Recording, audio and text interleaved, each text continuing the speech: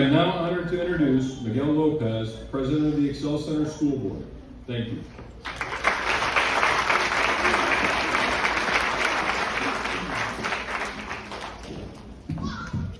I'm going to share, Dr. Hill has me inspired, so I'm going to share a real quick story with you guys, if you'll indulge me. As Brian said, I'm the chairman of the Excel Center School Board, have been for the past almost 6 years now. Our very first graduating class had 6 students. And this year, with 24 graduates, is the largest graduating class we've ever had. So let's give it up for that.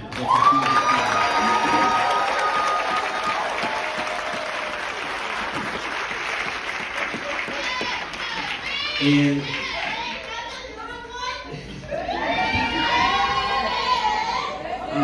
I'm going to share this quick story because we're all here about education. And the story, when I was in high school, I was born in Mexico. We moved here when I was a kid, and I never really saw education for me. I didn't think it was for me. So even though I was smart, I was too busy acting up and chasing girls and just getting in all sorts of trouble. And then one day I got suspended from school for a week. And I was like, great, I'm gonna go home, I'm gonna watch Maury, Jerry Springer, and then just relax. And my mom had other plans. My mom said, you're not gonna just sit at the house and do nothing, you're gonna go work with your friend, with a friend of the family that was a roofer.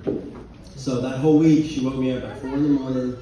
I was at the job site by 6, and because I was a snot-nosed kid, I didn't know how to do anything. So all I did was carry these heavy shingles from the ground all the way to the top of the roof.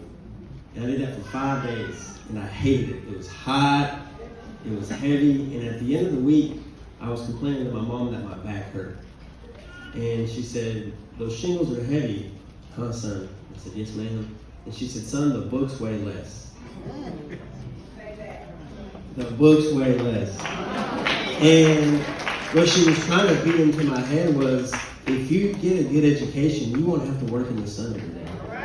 And that's the message that I want to share with you guys. The number one thing in this world that can change your life is education. My mom would always say, people can take away what car you drive, they can take away your watch, but they can't take away what you've learned. And I wanted to share that story because I feel like you guys embody that. You guys have gone through so much. Your stories are amazing. And it's not about how many times you get knocked down, it's about how many times you get up. So I'll stop because I'm the one thing stopping them from getting the high school diplomas, but thank you guys so much, and I'm going to jump into my remarks. Thank you, Brian.